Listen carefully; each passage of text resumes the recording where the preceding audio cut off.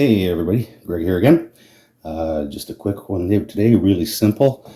I'm going to be making some cucumber chips in the dehydrator. I've already pre-cut the cucumbers, don't think you really need to see that. I try to come about a quarter inch, eighth of an inch to a quarter inch thick. These are probably close to the quarter inch, so they'll take a little longer to dehydrate. These are actually cucumbers that we received from a neighbor because he had way too many. You can see they're a fairly large cucumber. I'm curious how it'll work with seeds inside, how it'll taste and everything, texture when it comes out as well. But I'm going to give it a shot. There wasn't much else we could use these for. We have used some in salads, but wanted to try this. So anyway, again, a very simple recipe. All I'm going to be using is some olive oil and some salt. Get them coated and then get them into the dehydrator. So first things first, most recipes call for just like a teaspoon of olive oil, but because these are so large and there's so many, I'm going to actually go with a tablespoon. I figure it can't hurt. Sorry about shaking this here. I don't know what's going on there. Almost looks like I'm nervous, but I'm not. So anyway, so there's that. Now, actually, before that, let's get the salt in. So I'm going to grab my salt because I forgot to get it out, and I'll be back in a minute. Okay, and we're back. I got my salt. This is what I'm using, just a pink salt, a little grinder. So I've got about a teaspoon of salt here. I think that should be plenty. So we're going to get that sprinkled on. And then we're just going to start mixing things up. Whoopsie. I want to try and make sure that they all get coated. Probably could have used a bigger bowl. Would have been a little easier, but it is what it is. So put these guys at the bottom up.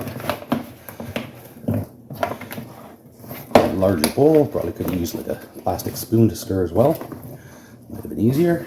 But again, it is what it is.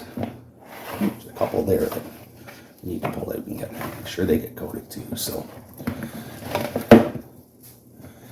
okay, so that's that for that. I'll be back in a second with the dehydrator and get things set up. Okay, so I've got my dehydrator set up here, obviously not turned on yet. I'm hoping I'm going to have enough trays to do all these, but we shall see. I may have to do a double batch because you can see they take up a lot of room at this size. Try not to let them touch each other if you can.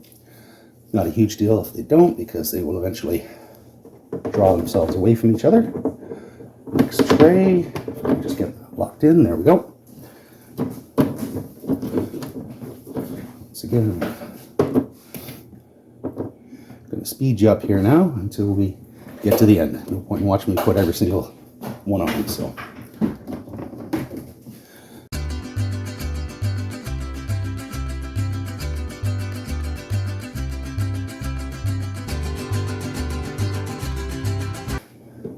Okay, so there we go. We had enough. Let me raise you up a little bit. I didn't realize we're getting too short. There, that's a little better. So we had enough room for them all, which is awesome. Come on, stand still. There you go. So now it's simply a matter of getting the lid on. Right there. I have this set to about 135 and turning it on now. And this could take, especially at the thickness I have, probably 8 to 12 hours for these guys. What I will be doing is probably every hour and a half or so, see it's not wanting to fit right, every hour and a half or so, I'm going to come in, alternate the trays, move each tray up one, top one down, just to make sure they're getting even heat and even distribution of the air. The air is an important part with this. I think it's convection, more so than the heat even. That's what draws out the moisture, is the air passing through. So anyway, I'm going to leave it for now. We will come back later and check on them, and I'll be doing the end of the video when they are ready. So we'll talk to you soon. Okay, so we're back again, and I wanted to note that I believe I already posted a comment earlier that I screwed up with the trays. I have them laying properly now. That certainly would have affected how the heat and the airflow would have gone through the machine. Another thing that I've decided I did wrong was cutting the cucumber at that 1/4 inch. Should have been much narrower. Probably should have picked up one of those slicers, and I'll post a picture of one just to show you what I mean.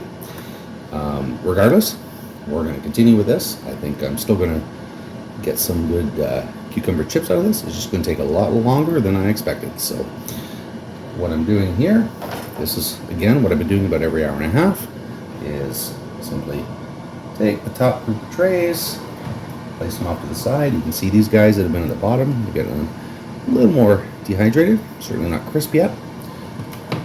That's going to go on the top. Place them back in the tray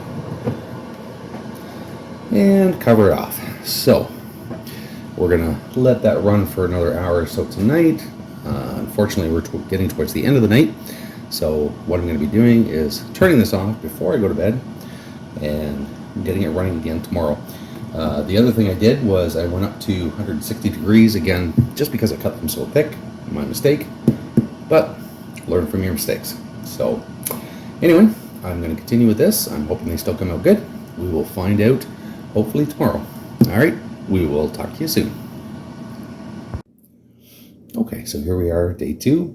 I've had them running for about 4 hours again, and they have finally hit the point where they're essentially turned into chips. Again, a couple of things I wouldn't do. I wouldn't have cut them at such a thickness, and I think with the size of the cucumbers, so many seeds inside, it's going to affect how they are. So I think next time I'll do these with smaller cucumbers, but let's give them a taste. Give them hear that snap, good and crisp.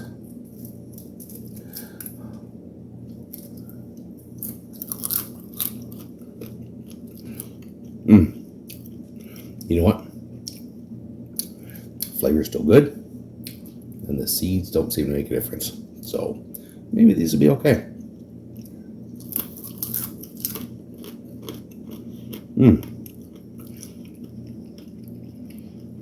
Oh, you know what? Very nice. Get that saltiness in them. So again, maybe these are okay. Regardless, if you want to try these, I would say, honestly, I would say go with a smaller cucumber so you have less seeds, and definitely go with a smaller sliver because you're going to save time on the dehydration. But very tasty. I would do these again for sure, even at this size. All right, well, that's it for now. I'm going to get these guys bagged up and in the cupboard. And if you enjoyed the video, please don't forget to like and subscribe. We'll talk to you soon. Bye now.